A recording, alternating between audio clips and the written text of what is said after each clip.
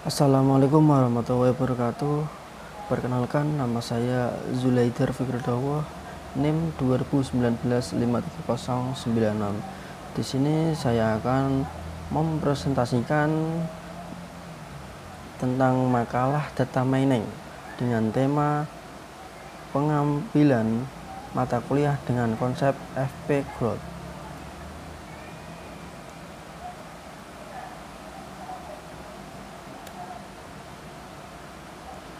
Pendahuluan. Latar belakang.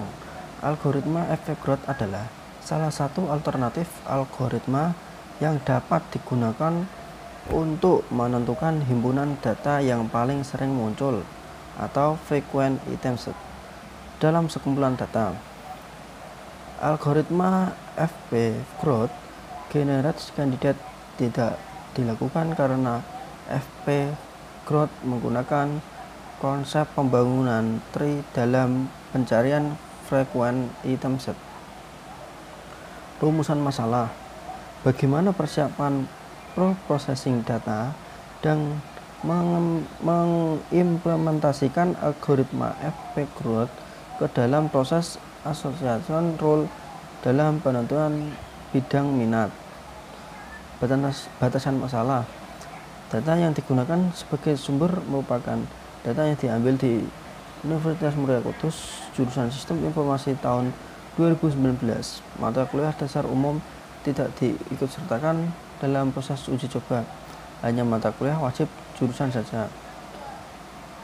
2. Jika terjadi pengulangan mata kuliah, maka akan diambil mata kuliah dengan nilai terbaik.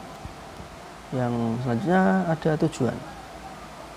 Tujuannya menghasilkan sebuah model sistem pencarian pola asosiasi konsentrasi pada pemilihan bidang minat mata kuliah di sistem informasi dengan data acuan dari kebijakan yang dinamis. Tinjauan pustaka data mining. Menurut Han DKK 2011 mendefinisikan data mining sebagai proses mengekstrak atau menambang informasi dan pengetahuan dari data yang dimiliki sesuai dengan kebutuhan yang diinginkan. Data mining atau lebih dikenal juga dengan sebutan Knowledge Discovery in Database atau KDD. Adapun proses KDD terdiri dari 3 proses utama, yaitu pre-processing dilakukan pada data sebelum algoritma data mining diaplikasikan. Proses ini dilakukan dengan mengolah data mentah menjadi data bersih yang sesuai dengan analisis yang akan dilakukan. Proses ini meliputi data cleaning, seleksi, dan transformasi. Data mining. Proses utama KDD adalah proses data mining. Dalam proses ini berfokus pada ekstraksi data. Algoritma data mining diaplikasikan untuk mendapatkan informasi dari sumber data. Selanjutnya, post processing. Proses ini menjamin bahwa hasil data mining yang diintegrasikan pada sistem penunjang keputusan merupakan hasil yang valid. Hasil proses data mining selanjutnya akan dievaluasi pada post processing. Algoritma FP growth. Algoritma FP growth atau frequent pattern growth merupakan salah satu metode untuk association rule mining. Syarat DKK 2013. Algoritma ini merupakan pengembangan dari algoritma a priori, sehingga kekurangan pada algoritma a priori diperbaiki oleh algoritma FP growth. Kelebihan ini algoritma FP growth yaitu lebih efisien dan terukur karena algoritma ini menghemat waktu dan ruang penyimpanan. Yudi Astuti dan Sofi 2014. Association rule.